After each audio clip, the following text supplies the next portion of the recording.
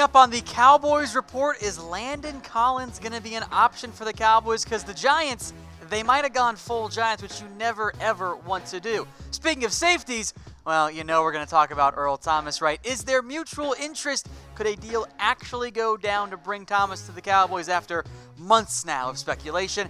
And, of course, we'll talk about the NFL Draft as well. Does Jeffery Simmons make some sense at Mississippi State? Maybe some other players we can discuss as well. All that and more coming up right now on the Cowboys Report.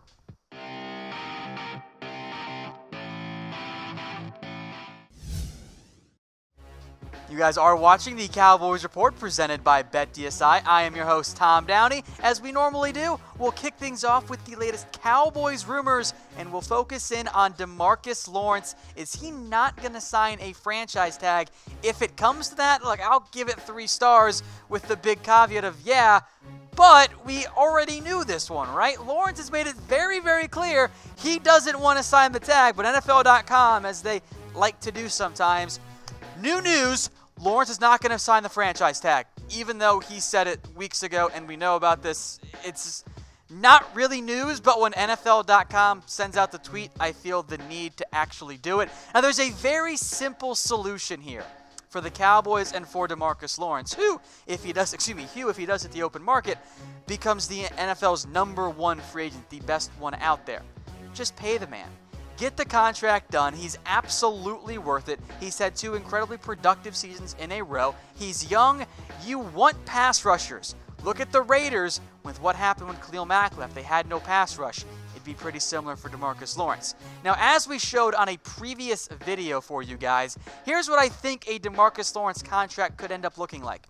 5 years, $104 million, $65 in terms of the practical guarantee, ends up being 11% of the cap. He's worth every single penny. I'd even go a little bit higher for DeMarcus Lawrence. He's worth it. There are no other options. So I ask you, should the Cowboys pay tank? As I give you free will.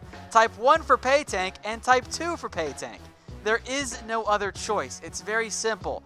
Give DeMarcus Lawrence the money that he's earned and deserves, and get him locked in for an extended period of time. Yeah, there could be some concerns about the back, although he was fine this year. He is an impact pass rusher. You don't find those guys very easily. You got to spend the cap space at some point. Use it on a player like DeMarcus Lawrence.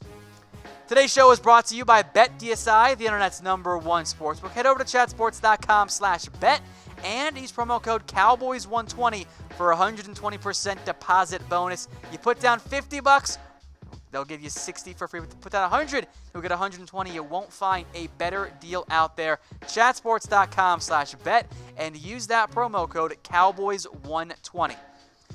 All right, let's talk now about the safety position. How could the Cowboys address it in free agency? We'll start things off with Landon Collins. Could he be an option for the Cowboys? I'll give it 2 stars. There was the very funny report, at least overall arching report there, that first off, ESPN says Landon Collins has cleaned out his locker, and then multiple New York media members say, nah, everything's still there, it's fine.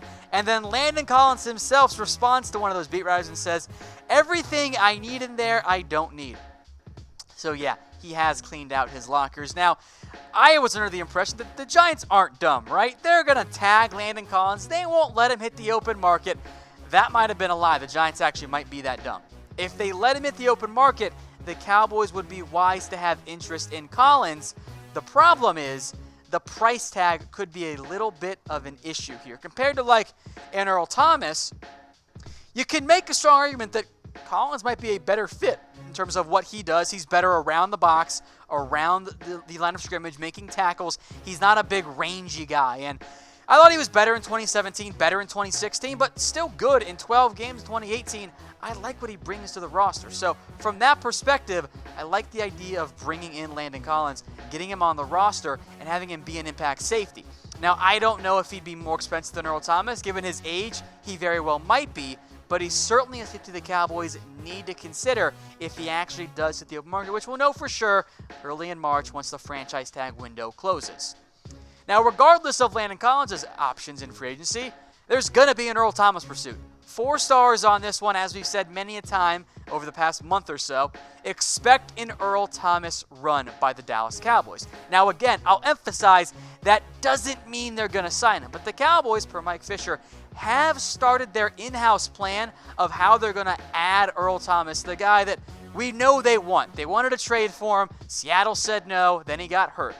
The focus here for Earl Thomas is going to be on the money side of things and on the pitch, how the Cowboys actually sell Earl Thomas on coming to Dallas. Now, in general, if the Cowboys really, really, really want Earl Thomas, they can get him. They have the money. But there is a team-set price limit involved, I think, for good reason. So here's the question for Earl Thomas. Does he want to play for the Cowboys, or does he want a record deal?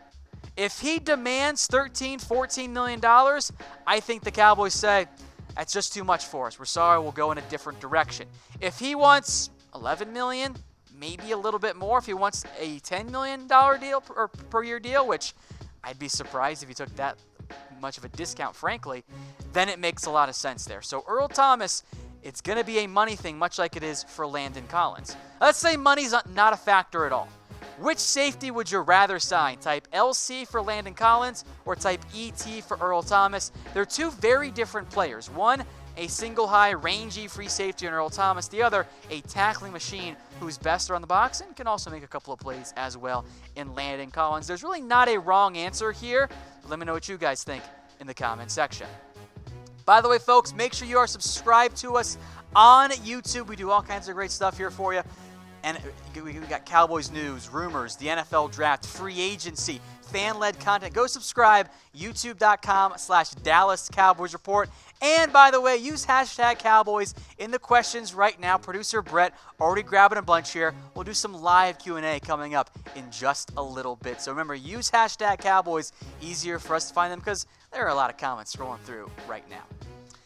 Let's talk draft then. Should the Cowboys go after Jeffery Simmons? I like this idea. I'll give it 2 stars in terms of them actually getting Simmons because 4-star idea, a little bit less on the actual probability here. Now, on the field, he's a top 10 talent. I have no doubts about that. He's a freak player, a perfect fit for what the Cowboys need at defensive tackle.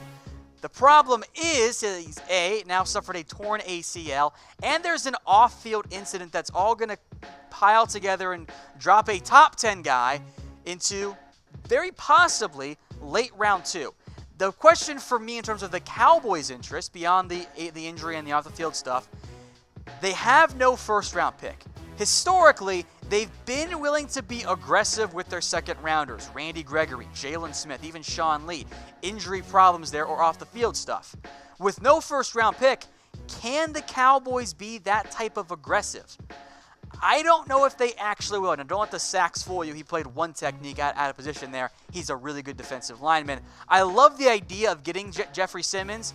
A, I don't know if he's going to be there. And B, the Cowboys might want a safer pick with no first-round pick in 2019. But I do kind of like the idea of it. All right, off-the-wall question here. What's your favorite party food? Of course, we're talking about the draft. And for the most part, I figure people eat during the NFL draft. What's your go-to party food or event food or Super Bowl food? All that kind of in there. Let me know what you guys think in the comment section. DM me on Twitter at WhatGoingDowney if you guys want to hear my answer. Some more Cowboys rumors to get to. You guys are going to love this one. I know it. Is Kellen Moore the next head coach of the Dallas Cowboys? This one's not going to come true whatsoever. I have a very, very tough time seeing this one come true. Fake news here. Fox Sports' Mark Dominic, the former Bucs GM, who got fired because he sucked, says Jerry's looking at Kellen Moore and saying that's going to be our next head coach if Garrett does not win enough games. So while the Cowboys are high on Kellen Moore and his future, there's kind of some logical errors in this one. If the Cowboys miss the playoffs, what do you guys think is the reason why? It's the offense, right? It's not the defense. It's that the offense wasn't good enough. And if the offense wasn't good enough, why would you hire the play caller from the offense? That is a disconnect there. And yeah, sure, I'm sure Jerry does like Kellen Moore. He's been very effusive in his praise so far. But I bet good money Jerry Jones would go after a much, much bigger name. Yeah, maybe he does want the young, youthful offensive mind. That's Lincoln Riley more so than it is Kellen Moore. And, of course, we know he definitely want to target Sean Payton. So who do you want as the next head coach of the Cowboys if and or when Jason Garrett is fired? Let us know in the comment section.